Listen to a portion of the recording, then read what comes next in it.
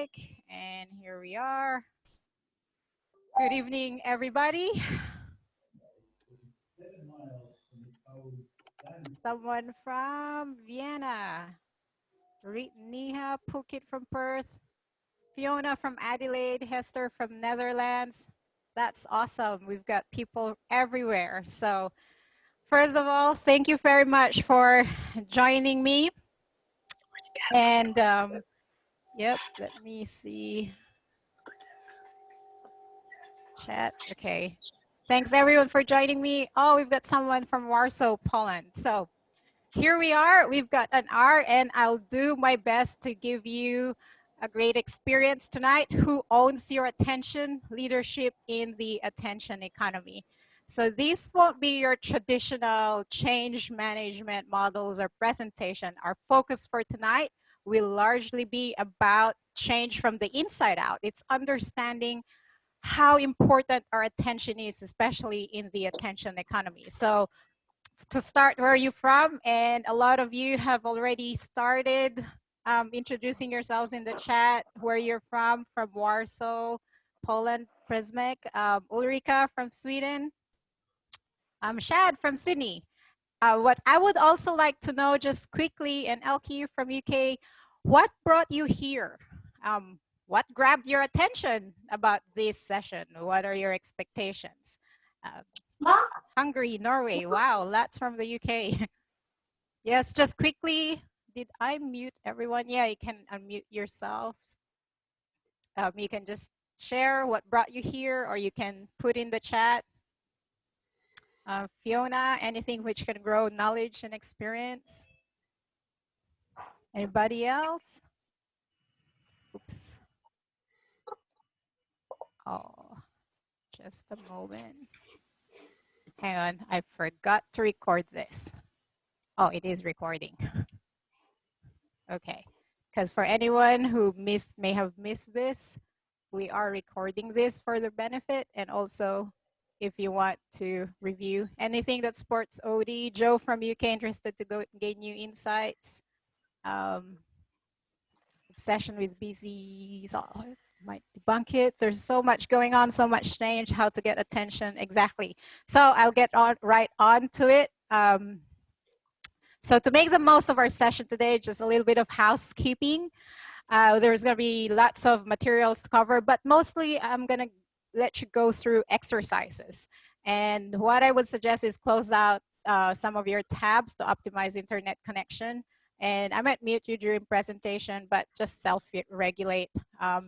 And this is recorded, so if you don't want yourself recorded, you can mute yourself and mute your video. And if you have any questions, put them in the chat box, or just unmute yourself and just shout out your questions.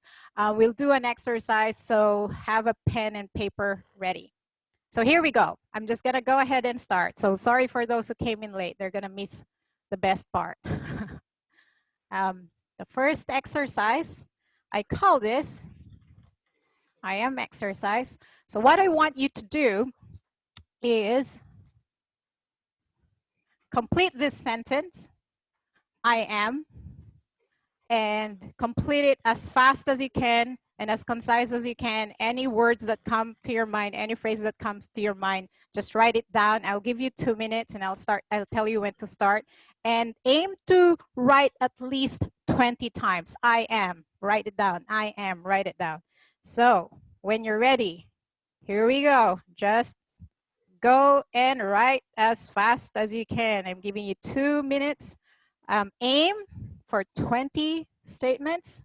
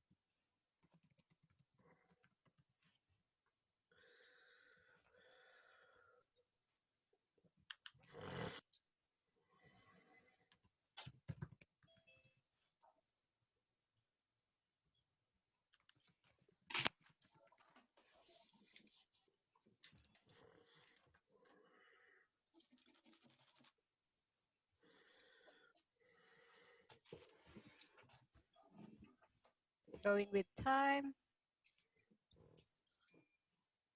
Where's my timer? 20 seconds left for those who are late.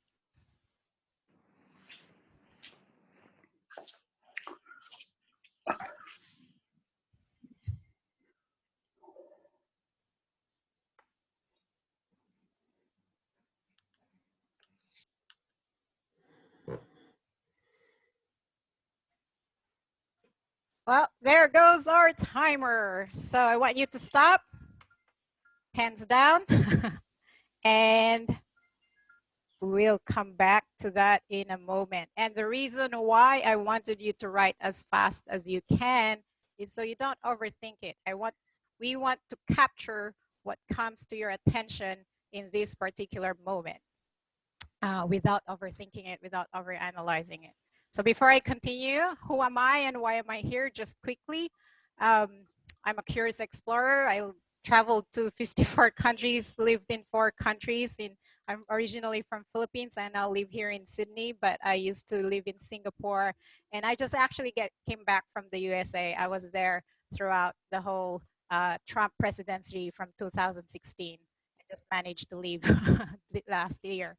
I'm a lifelong learner, I'm a scholar, but one of my passions really is to look at creative ways in creating change and transformation. And I've been learning from thought leaders, searching for best practices as I do my practice as a change leader over the last 15 years. So I've been an operational senior leader in operations and strategy implementation, consultant, trainer, worked across dozens of organizations in diverse industries, and including big firms, KPMG and Ernst & Young. I've done change in diverse domains of transformation, like shifting cultures towards a culture of innovation, business excellence, and even helping communities in international development adopt new technology as well as implement sustainable development programs. So let's get to it. What is attention? So many definitions of attention, and that's what this whole presentation about. We'll get through the structure of attention and reality. Essentially, attention is your most valuable asset, especially in the attention economy. And as Herbert Simon said, I think he's the first person to coin the word attention economy. A wealth of information creates a poverty of attention. He's a psychologist and an economist, won the Nobel Prize and theorized the concept of attention economics. Attention economy, what it has done is it has commoditized our attention. Our attention is up for grabs by marketers. You know, we know what's happened in the USA, and mainly as a product of echo chambers. That's because of social media. You know, AI, artificial intelligence, algorithm. It's very fascinating how that has influenced our sense of reality. Even though we may think we are in charge of how we experience reality, a huge part of our experience is really unconsciously influenced by those competing forces where our attention is such an asset and it's up for grabs by aggressive marketers. So as leaders, it's time to pay more attention to what we pay attention to and how. How do we do that? Change leadership, I believe, is about creating a new reality through skillful attention.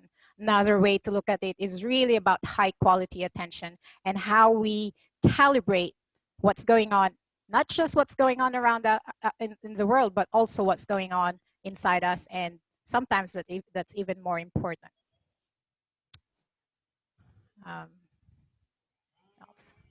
So what we'll cover today, essentially, how do we construct reality with our attention? And I created a model where there are these elements: attention outcomes, constraints, what are the key constraints to our attention, attention modeling, and attention leadership.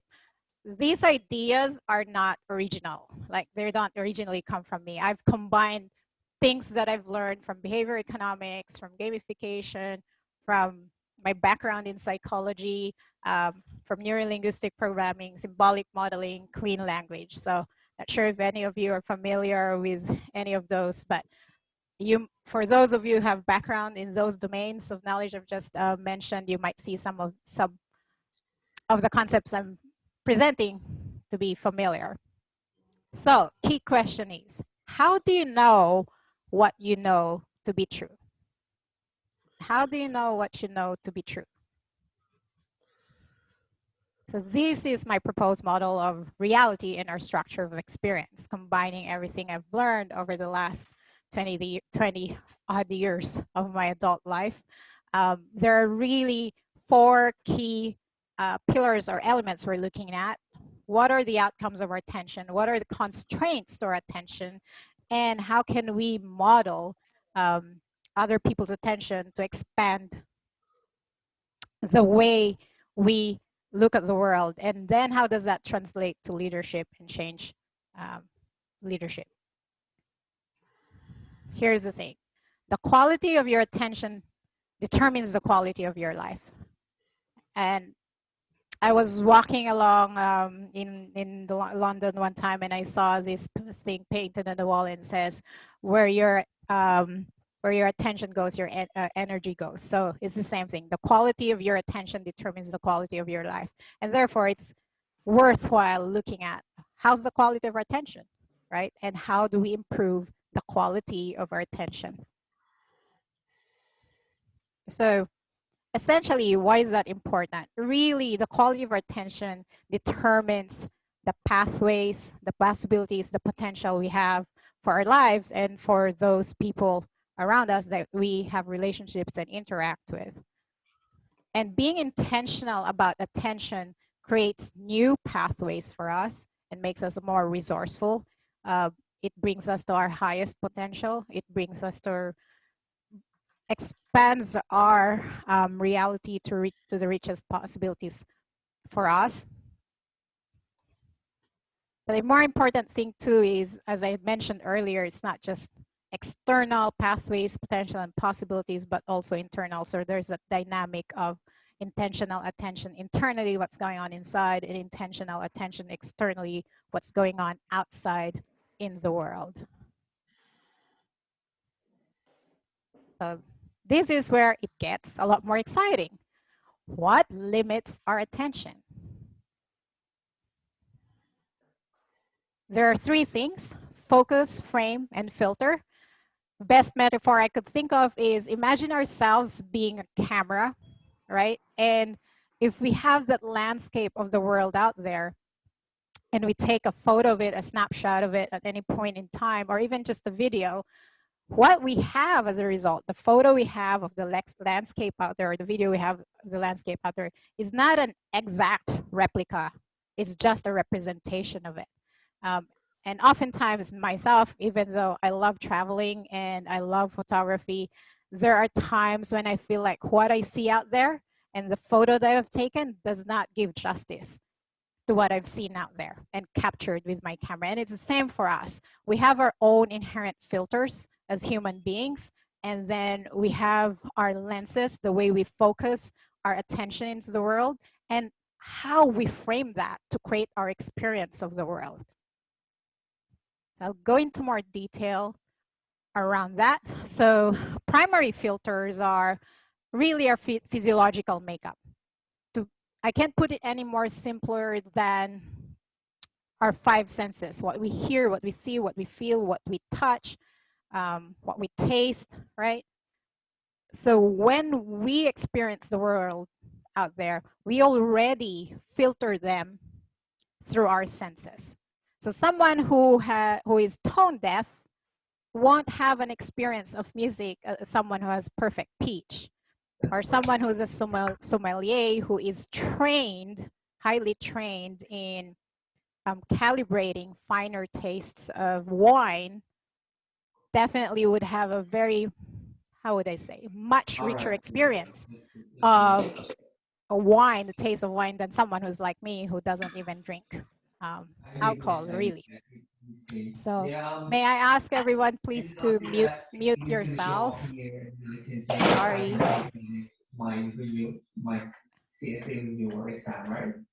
Can someone please mute themselves.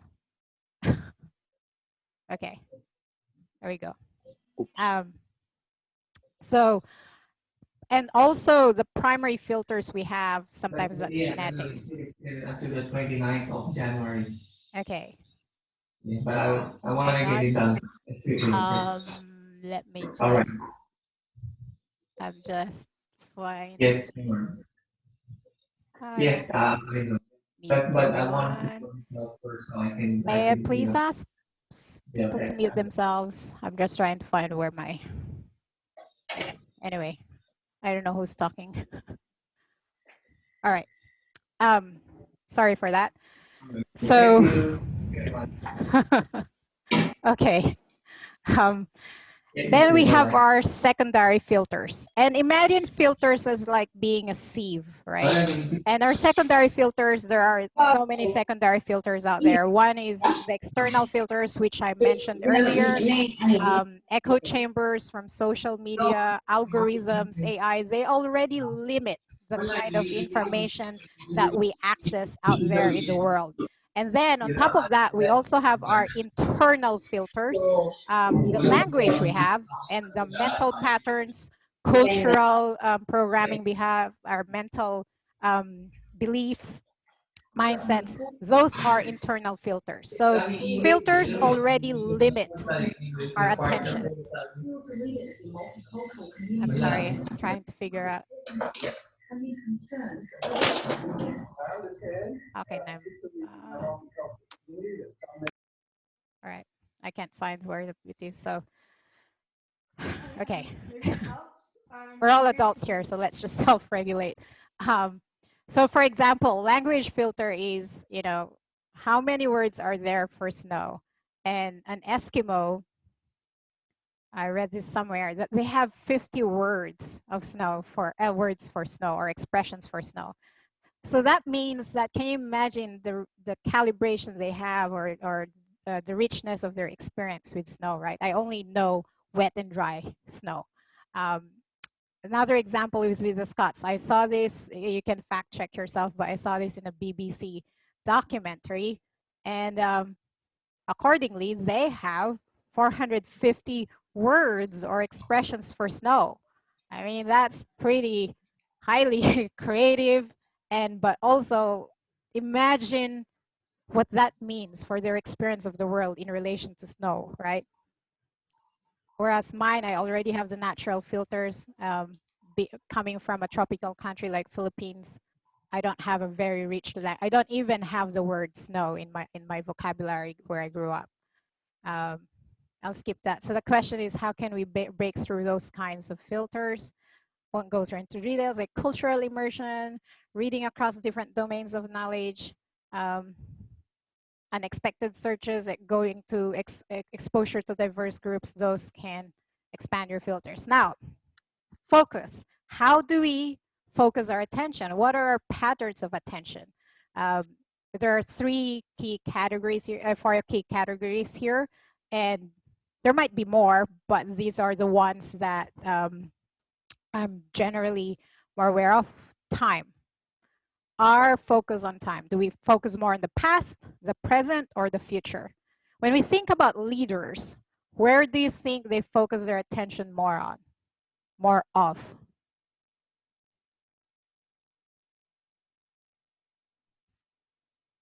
You can type in the chat. Where do you think you can focus your attention? Yeah, that's right. And when we say the word visionary, what does that really mean? Like visionary leaders. Obviously, that means focusing on a vision of the future. And then, but that doesn't mean, of course, yes, future and past. That doesn't mean leaders don't, put their attention in the past and present. There's also some usefulness around that, but typically they would be focusing on the future. And then positions, perceptual positions, there are 3 main types. Perceptual positions, what we mean by this is, first position is viewing the world from your own point of view. And second position is viewing the world from the point of view of another person. And it's not simply just putting yourself in the shoes of another person. It's actually embodying, imagining yourself as being the other person and embodying the other person. And then the third position means it's like being a fly on the wall.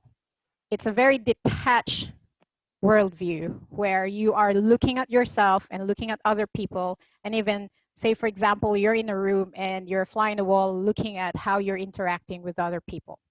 So you're stepping away from yourself and stepping away from the other. This is actually very good when you are in a negotiation situation. And why is this important? Because if we want to understand stakeholders and we engage with stakeholders, it will be very useful to test these perceptual positions. What's their point of view? What's the point of view of someone like an alien or a fly on the wall looking at all the dynamics of relationships? And levels are basically referring to logical levels. There's so much more to this, but to put it simply, it's like your lens zooming in and zooming out. So there are people who tend to be more inclined in looking at the big picture, so they tend to zoom out. And there are people who are more inclined to look at the micro, the details, they tend to zoom in, right? And then orientation is internal. Do you focus more on, pay more attention to what's going on internally, or do you focus more on what's going on externally? Now, to make this a lot more real for you, I want you to take out your list, the I am list. Now, what I want you to do with that list, hopefully you had at least 20 of them, is I want you to label the statement I if it's internally oriented. So for example, I am feeling sad, or I'm feeling hopeful, and feeling excited. That's really paying attention to what's going on internally. Or if I say, I am brown, or I am Filipina, or I am an Australian citizen, that's really more external. Although it sounds like internal, but that's really more external. It's something that I can see, others can see. So label E if it's external, label I if it's internal. And there's no right or wrong answer here. Use your judgment. And I'll give you just 1 minute to quickly label internal or external. And then I want you to tally how many I's you have and how many E's you have.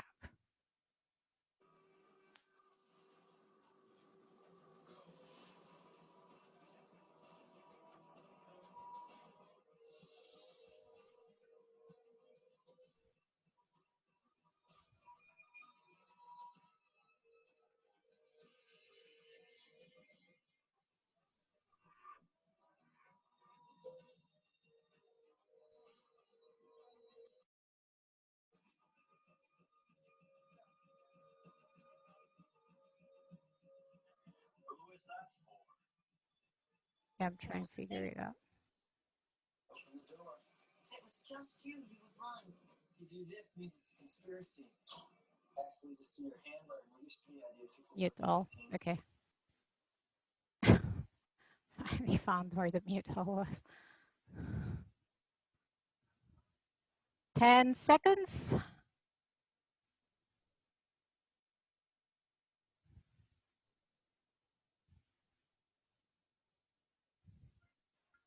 Okay. Now, very much interested in what's your experience? E3, I14. That's great. So at that 10, equally, very interesting. Had 6 E's, 4 I's. That's interesting. So what you can do too is, as I said, the exercise I am is really a slice in time in this particular moment. So for a self-awareness exercise, what you can do is do this, pick another time, and don't overthink it. Do the exercise and do it again if you have the same pattern. Because what you want to notice is, do you have a pattern? Do you have a pattern of paying more attention to external events, or paying more attention to what's going on inside you? So do it 3 or 5 times at different times of day, different, maybe another week or so, but just, you know, for your self-awareness. And we know that being emotionally intelligent is having that kind of self-awareness. And this is just one of those exercises without over-analyzing and psychoanalyzing yourself. It gives you a snapshot in the moment of your attention. Now, another assessment of your attention, I call this the attention inventory, is your time orientation. So label your timeline if your statement is referring to the past. Say, for example, I regret, or I'm regretful. You know, you're only regretful of something that happened in the past. So label that as PA. Or I am happy, or I am cold right now, and that's really present oriented. So label it as present, PR. And then if it's future oriented and you say, for example, I'm excited, I'm fearful. So you are excited about something that's going to happen in the future. You can only be fearful of something that's going to happen in the future. So that's future oriented. So I'm hopeful, that's future oriented. So label that as future. So this is your time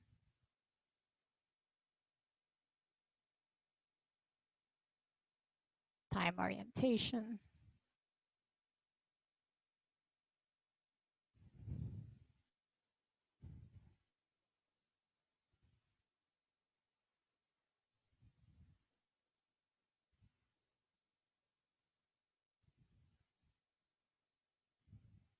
Again, giving you 1 minute. Yep, okay. 30 seconds. So once you're done, curious to know, 15 present, future 3, past 0. That's good. You just move on. Mostly present. That's good. 5 present, 15 future. Wow, that's interesting. Hester, 15 future.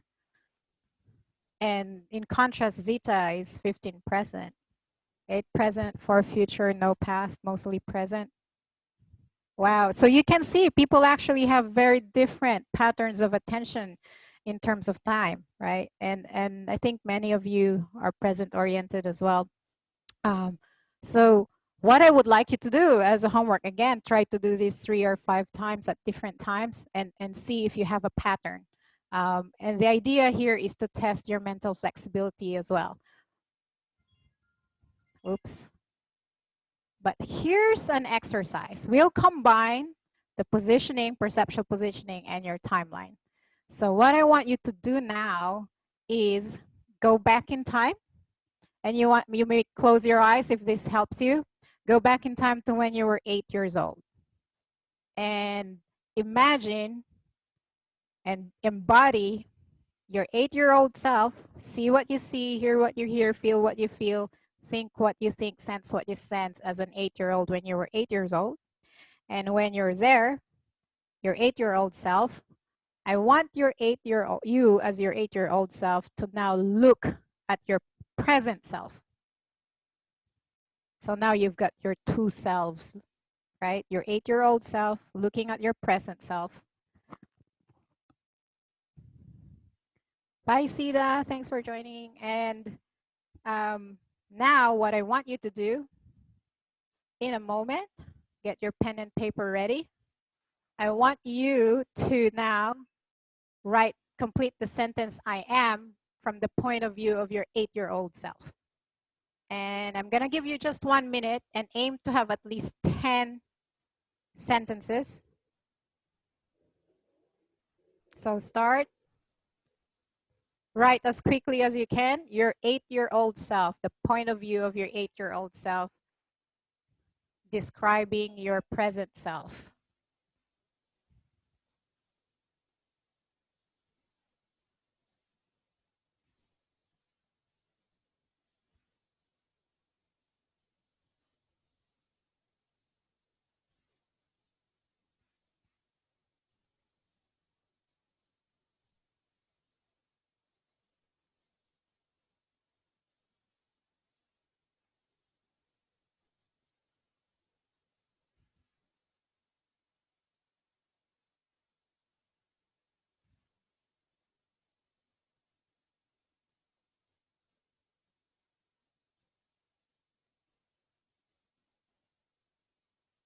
Yep. And here we go. A few more seconds.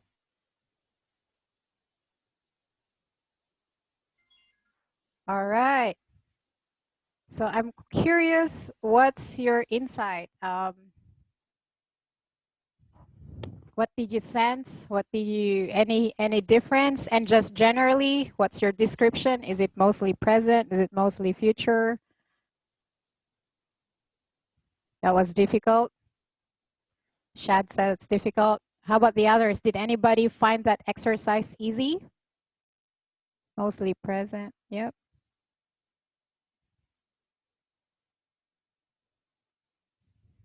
And did you find something? Yep, not as easy. More internal than external. And then what about the content of of your description? Did you find a new insight about yourself coming from 8-year-old self? Old, yep. That would have been the first thing I'm right. I am old. Values driven, that's interesting. So now let's amp it a bit. What I want you to do now is, again, you can close your eyes if this helps you. I want you to go forward in time when you're 80 years old. So now you're 80 years old. Imagine, you know, what are you thinking? How do you see the world? What do you sense? How you feel? But this time from your 80-year-old self, see what you see, hear what you hear, feel what you feel, sense what you sense. From your 80-year-old self, look back into your present self. And what I want you to do now is exactly the same exercise, but from the point of view of your 80-year-old self, looking back at your current self. So I'll give you 1 minute, and you can just say your name is, for example, Rona is, if that's easier, or I am, but from the point of view of your 80-year-old self, looking at your present self.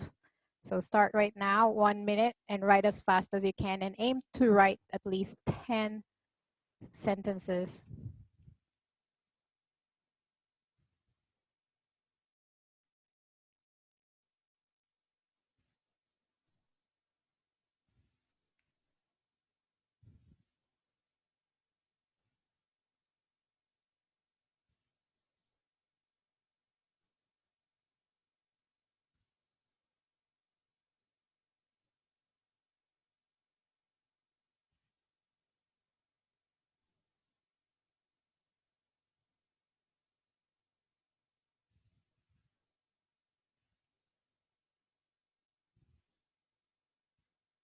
Yep. 10 seconds.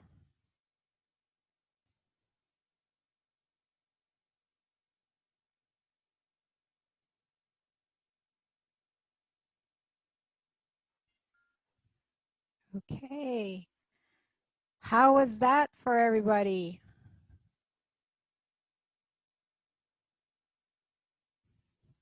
Your 80-year-old self, easier than the last, depressing, more difficult. That's interesting.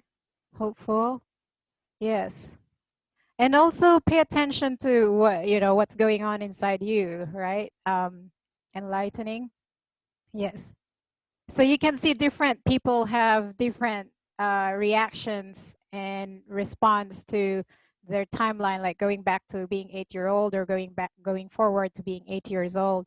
And also try this when you do planning or you facilitate organizational planning, right? Sometimes we look at the future from the present and then plan from there. So present, looking into the future. But a different way of planning is just simply move your body, your senses, project yourself into the future, and then look back and then work out how do you then move your present self or present organization to the future from the future looking back. Does that make sense? A little bit of a mental exercise, mental gymnastics there.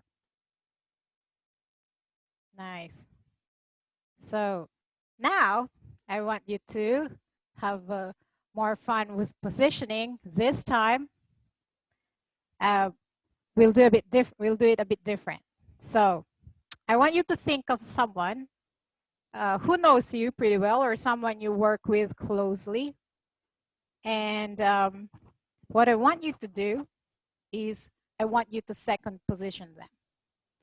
I want you to embody them. So it's not simply you yourself right now looking at them, but put yourself into them. So for example, me, my mother now, okay, I'll imagine my mother. I'll embody my mother. I see the world through her eyes, her point of view. I smell what I smell, see what I see, sense what I sense, think what I think as my mother. And now what I want you to do with that significant other or someone you work with, someone you know who knows you, is I want that person, I want you to describe yourself from the point of view of that person. So this time you go, let's say Hester is, Presmek is, Joe is, from the point of view of the person. So Rona, my mother, looking at me, Rona is stubborn. Rona is still my youngest, child. Rona is still a young girl for me. So that kind of thing. So from the point of view of that other person. Yes, Shad, you're putting yourselves in their shoes and then assessing yourselves from their point of view. Yeah. Not so much assessing as just describing how they know you. No right or wrong answer. So do your best. And I'll give you, again, give it 1 minute. And try to write, aim for 10 items, your name and ease.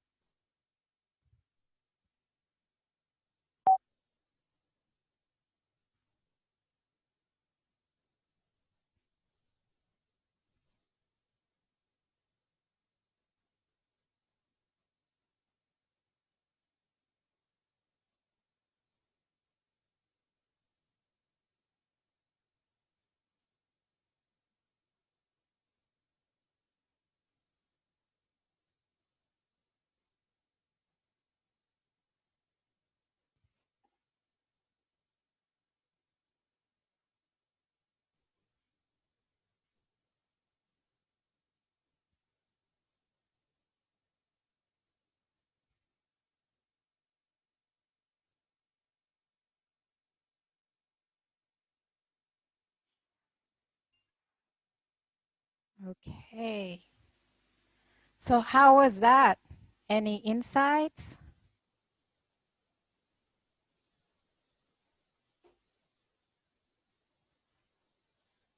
So you're still describing yourself, but this time from the point of view of the other person.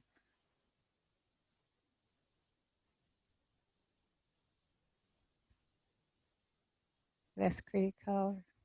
Yep, reflective experience. So when you think about this, right? Yep, more difficult than the other perspective. Humbling exercise. Yeah. So out there in the real world, as change practitioners, change leaders, it's really useful and it gives us additional information that we might not have thought of when we second position stakeholders, right? So if we have a particular methodology or particular proposition or particular hypothesis, yeah, we can use this exercise to test what our stakeholders might think about, or even sponsors, for example. Why are they supporting us? Why are they not supporting us? And so on and so forth.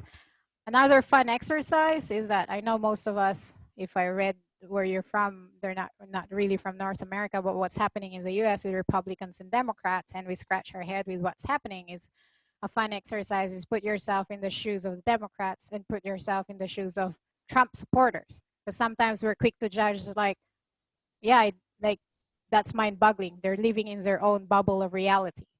But then we might be interesting to imagine being in their shoes and see how they see the world.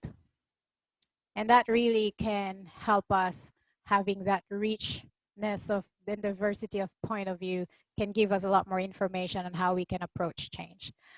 Finally, just looking at the time, frames and reframe. And this is where really we start to use attention intentionally by to influence other people, right? What the big companies are doing is with our attention is they're framing our attention as well. And politicians are pretty good at framing our attention as well, which then leads us to believe a certain version of reality. So there are different types of framing and reframing. Linguistic frames, outcome frames, that means linguistic, and I'll give you some examples shortly. Outcome frames is basically reframing a problem statement into a remedy and another outcome. And I'll give you another example for that. So after this, and questions. Having a core question in our head, and we may or may not be conscious of it, is a very powerful way of focusing or framing our attention. So asking ourselves, you know, why am I this or why am I that? All that does really is it focuses our attention on evidence that tries to answer that question. And then we also have visual nudges, and this I picked up from behavior economics and then contextual frames. But what I want to focus more on is to give you more examples of, for example, linguistic reframes. Social distancing. You know, we use social distancing. Is anybody familiar with what's the reframe or the more appropriate way of saying social distancing? Is actually from the World Health Organization. They've changed this now. I got corrected in one of the meetings that I attended. Yes, exactly. It's physical distancing. Because we don't really distance from each other socially. Like right now, we're still socially engaged, but we are physically distancing. And that's really important. Words are very, very powerful that way. Illegal immigrant. Again, this is from United Nations, and it's got to do with human rights. And to them, people are not illegal. There's no such thing as an illegal person. What do you think is a better frame or reframe for this? Just go straight to it. They actually call it undocumented migrant. So people who have moved from one country to another, they're migrants. It's just a matter of whether they're documented or undocumented. And it's very powerful. You don't call someone illegal, and just reflect on what that does, right? Another one is made. Yeah, much more empathic. And in Philippines, I grew up, yeah, in Asia, a lot of Asian countries, you know, made, I put in quote unquote, and that's not politically correct, is actually common, and I grew up with two in the house. But now that's not really a correct term, paid help, and the correct term is domestic worker. I'm referring more, not those who are actually living in with their employers as help, paid help. And the reason why you say domestic worker, because the word worker actually have associated legal rights to them. So that's why it's very important to reframe that, maid or domestic worker. So words are powerful, and the frames of words are also very powerful. So another reframing is, I mentioned PRO. This is actually developed by Penny Tompkins and James, oh, I forgot his name. Oh my God. But Penny Tompkins and her partner, problem, remedy, outcome reframes. And the question frame for that is, what would you like to have happen? And I'll go through with you quickly. How do you reframe a problem into a remedy and into an outcome? And you ask the question, what would you like to have happen? So for example, the problem is, and many of us after COVID, after 2020, many of us can relate to this, I feel heavy, right? Or I'm now, well, heavier than I was before. That's the problem. And I get annoyed thinking, oh yeah, I'm heavier now than I was before. Well, what do you want to have happen? Well, I want to lose weight. But I want to lose weight is still a problem statement. It's not, or a remedy statement. Remedy is you want to reduce something or limit something. that is not an outcome statement. When say an outcome statement is a positively stated outcome statement. So when you keep asking the question, and when you want to lose weight, what would you like to have happen? You end up with, hopefully you go, I want to feel light. So that's a positively stated outcome, right? And reflect on it. Why is it important to have a positively stated outcome? Imagine what happens to your attention. My attention, if I'm focusing on, I'm feeling heavy, as opposed to, I want to feel light, is a very different shift in attention. In the red, no? Our company is in the red. Leaders are saying, I'm in the red. Can you imagine if you're the leader or your business owner, just saying being in the red, and that word red just arouses angst, anxiety. And then the response is, or remedies, well, what would you like to have happen if you're in the red? I want to reduce cost. But that's still like reducing cost. Your attention is still like, okay, now I want to reduce cost. I want to reduce head count. What can you do? Like now you start stressing people because you want to reduce cost, right? But what would you really like to have happen when you reduce cost? One outcome could be you want to increase efficiency, or you want to increase revenue, or you want to be more profitable, right? Depending on where you're focusing on their outcome will really drive your attention as a leader, but also drive your attention, the attention of the people reporting to you. And that's the power of words, and very important. And many of you, if you've done change or doing change, practitioners of change, you would have probably encountered this a lot, right? Minimize resistance. It's not necessarily a problem statement, but it's a remedy statement. You want to minimize resistance. A reframe, or a better way to frame that is, I want to increase adoption. Yep. So question frame, again, the kinds of questions we ask are important. So what would you like to have happen? Don't ask why, ask what for. So why do you ask what for instead of why? The difference is that when you ask why elicits justifications or reasons. And sometimes when you keep engaging on the why, it can get you down a rabbit hole of debates or arguments. But essentially what it elicits is justifications or rationalization. Whereas if you ask what for, say, what do you want that for? What are you exercising for? Or what are you doing the meeting for? What are you conducting the meeting for? That frames your attention to focus on an outcome. So it frames your attention to focus on a higher level. Like, okay, I'm doing this. What am I doing this for? I'm doing this. What am I doing this for? So ultimately, what helps you with that is it surfaces what the intentions are behind certain behaviors, what the intentions are behind certain outcomes. Another good question frame is, what opportunities exist? So instead of whinging, oh, we have this issue, we have that issue, and so on and so forth. No, she's being too critical, he's not being supportive.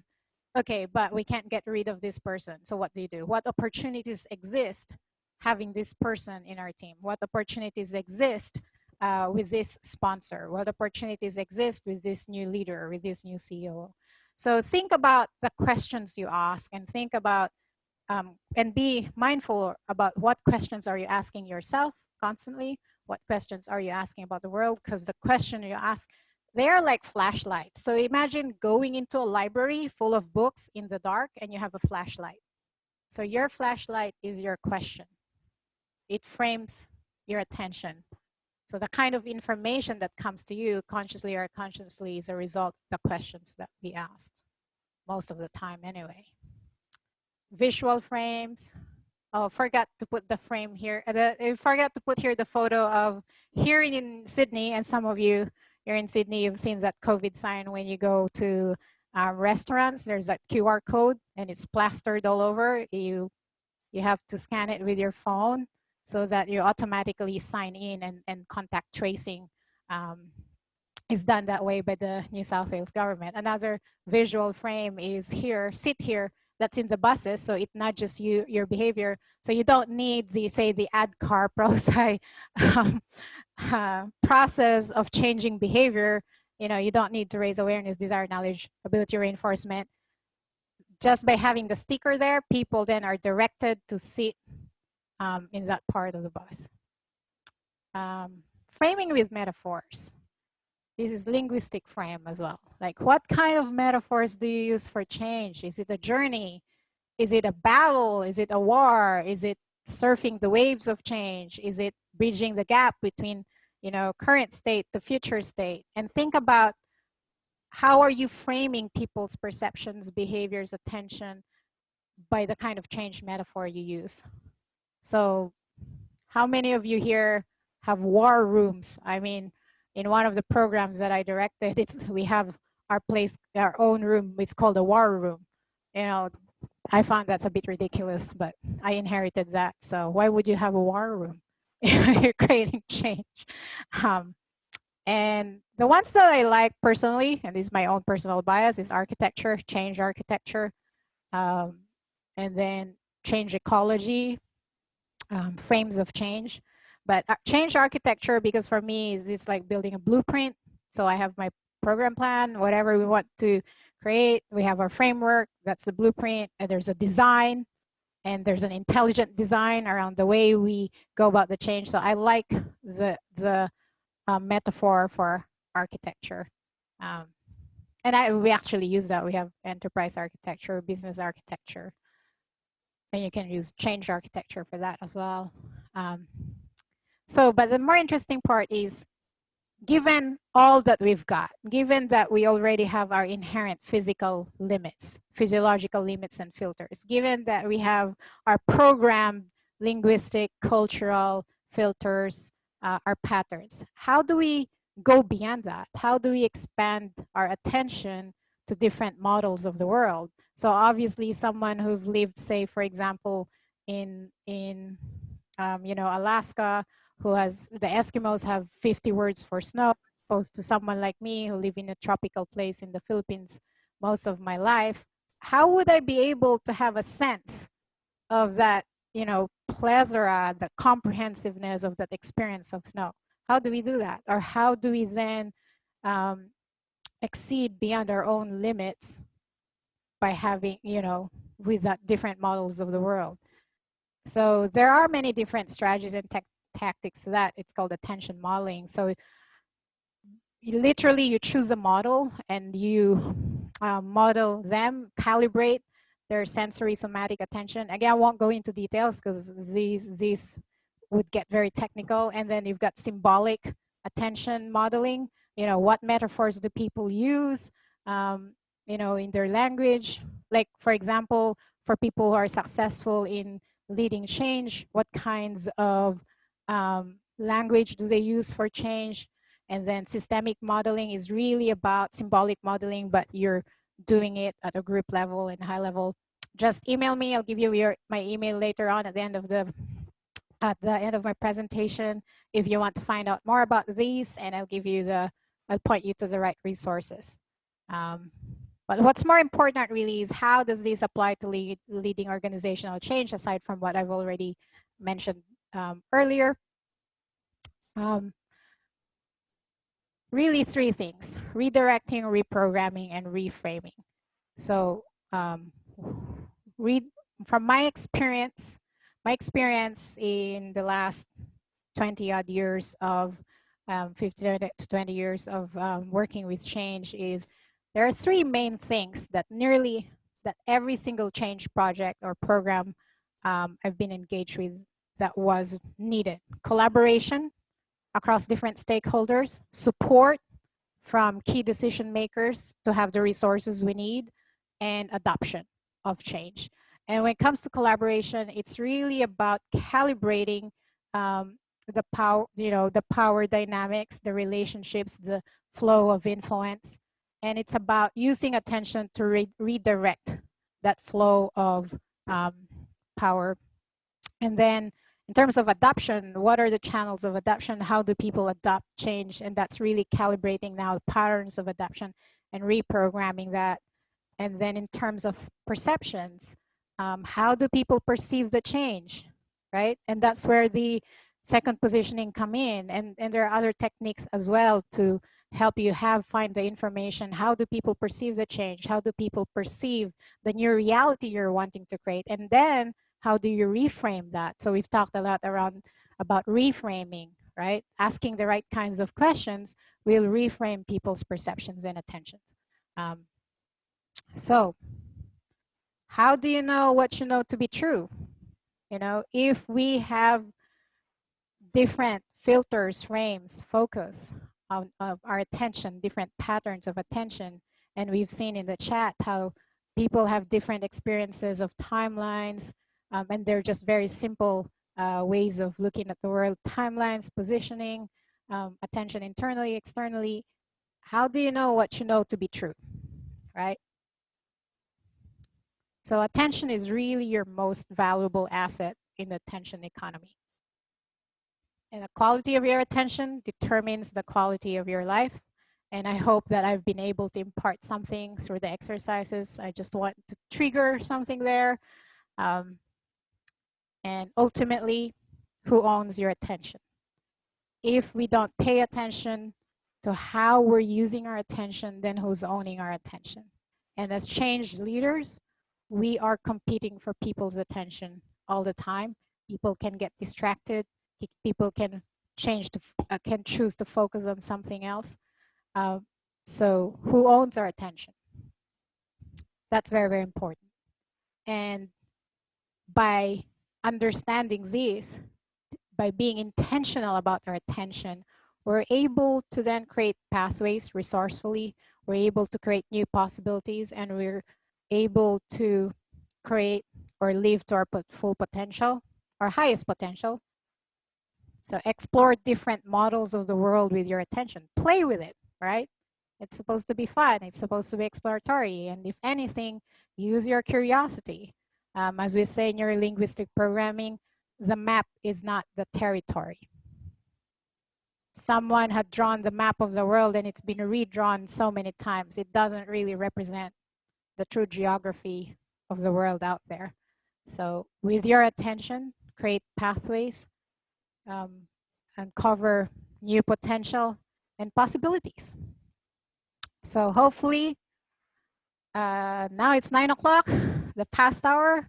I know I've like rushed through everything. So hopefully you've gotten some good insights from this. And thank you very much. Email me, I would love your feedback. And as I said, if you need more resources, just email me and I'll point you to the right resources, and also the leaders, thought leaders that I have adopted some of this from my model. So thank you so much, everybody. And if you don't mind, can you stay for one more minute and I'll just take a screenshot of everyone if you're okay with that. Okay, thank you. And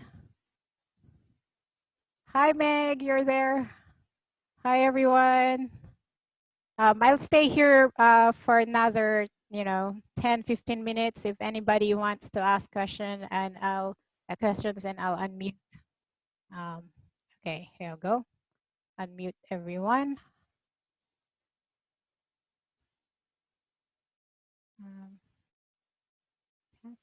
Okay, so if anybody wants to ask questions, I'll still be here.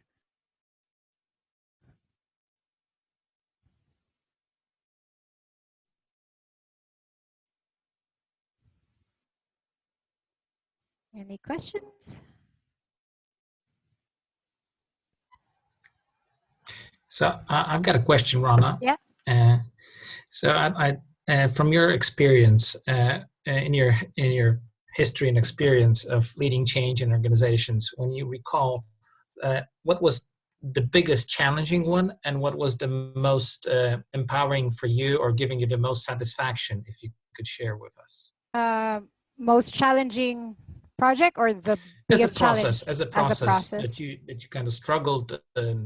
Yeah.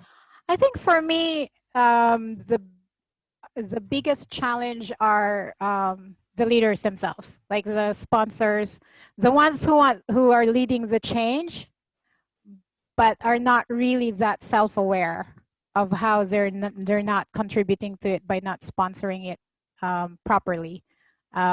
Sometimes I get asked to come in and as though I'm a miracle worker, they have this vague vision of they want to happen, and here you go, Rona, make it happen, you know, for the change. And I actually, what I find satisfying though is once I've shifted that and got the leaders to have more clarity around their outcomes, because then the rest would be easier for me. And also the most satisfying part is when I actually get people to collaborate. And you know, when I reach that point when people are in sync and aligned towards a common or a shared outcome, when they truly share that, when you get to a point where they truly share the outcome, to me that's the most satisfying. It's not so much the end result, but that tipping point when everybody go, aha, I get it, and then we sense this, you know, we're now all moving in the same direction. Yeah. Thank you. That's what I love about change. Gives me goosebumps. Yes.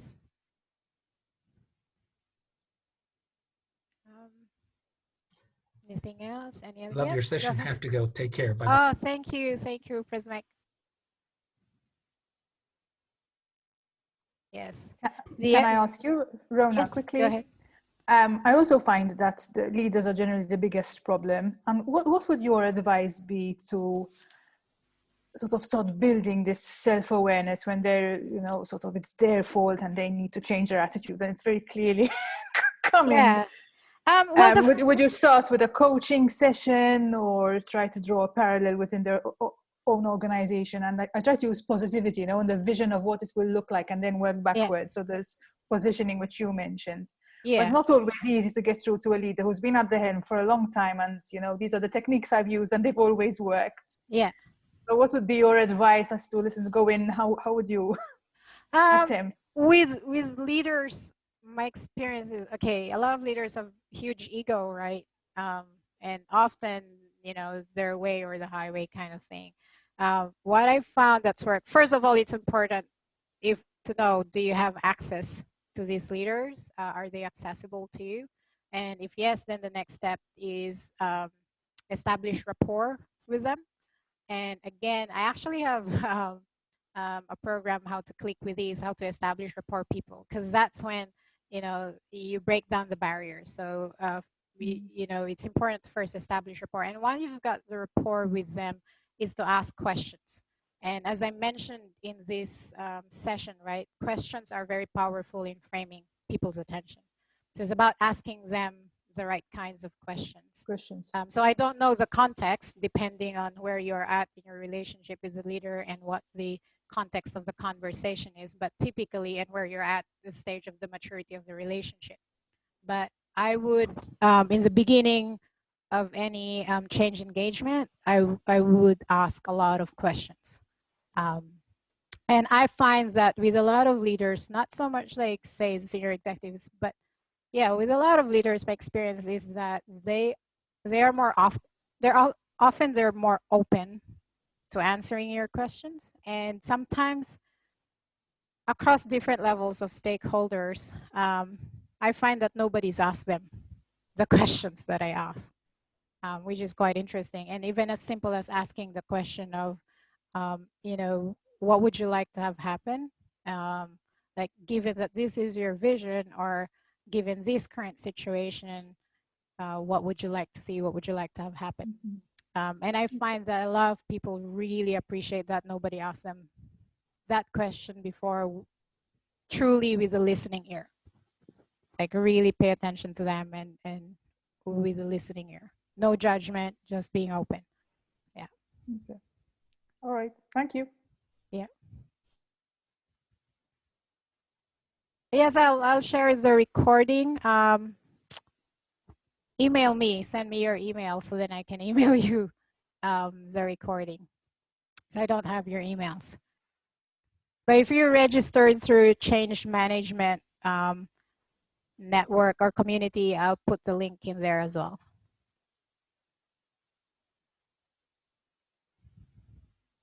Any other question? Oh, there's a reframe that I did when it comes to stakeholder engagement, stakeholder mapping. I shifted from using stakeholder mapping to political heat maps. So you probably won't find that anywhere yet. But I haven't encountered anyone who uses that, but that's a tool that I developed after I've reframed stakeholder mapping to political heat maps. It's very, very useful and powerful tool. Okay, I'll still be here for another 5 minutes. If you have more questions, I'll be on standby. Once again, thank you so much for participating.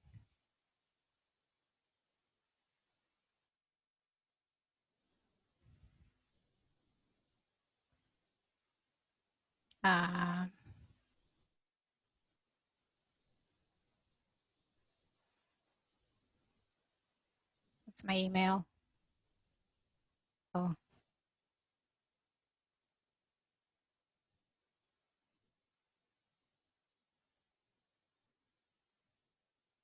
My email is, yep, if you have more questions.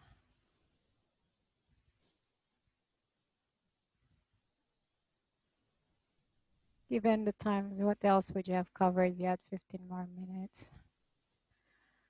I would have covered more about, if I had 15 more minutes with this presentation, well, I now have five minutes left. I would have covered more about probably redirecting politics in organizations to create collaboration. That's my favorite, actually one of my favorite topics is how do you navigate politics and create collaboration, break down silos, how do you unify diverse point of views. That's one of the topics I love to talk about as well.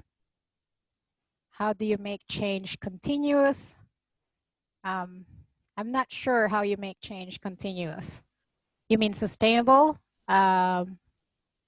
So, as part of strategy. That's a good question. How do you make change continuous as part of strategy? Yeah, how do you, it's basically, and again, that's framing, is how do you link up the outcomes of the change such that the outcomes of that change serve the greater purpose of the strategy? Yep, business is changing fast.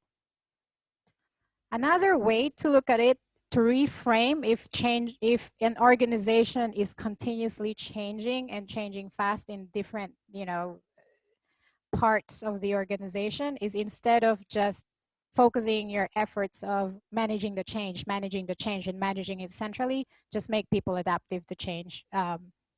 Reframe it such that people own the impacts of change. I know from a classic change management point of view, we think that the process of change is owned by change leaders or change managers, and we're driving that process, we're facilitating that process. But another way of flipping that is getting people to be adaptive to change and to assume that change is just going to continuously going to happen the same way what happened last 2020 is we just have to be not just resilient but anti-fragile as well. Anti-fragile, the difference between resilience and anti-fragile is resilience, you're just responding as efficiently and effectively as you can to what's changing. Whereas with anti-fragile, you actually thrive on the changes. Therefore, one question you ask is what opportunities exist for this change? So that's a framing to being anti-fragile. Yep. And maybe the other reframe for change too is, if you don't want to use the word change, just say new realities or a new future, right? Creating something new, reinvent, innovate, So sometimes people can be allergic to the word change, and you know, explore what words resonate more with people, what metaphors resonate more with people. Frame up change as positive. Yes, absolutely.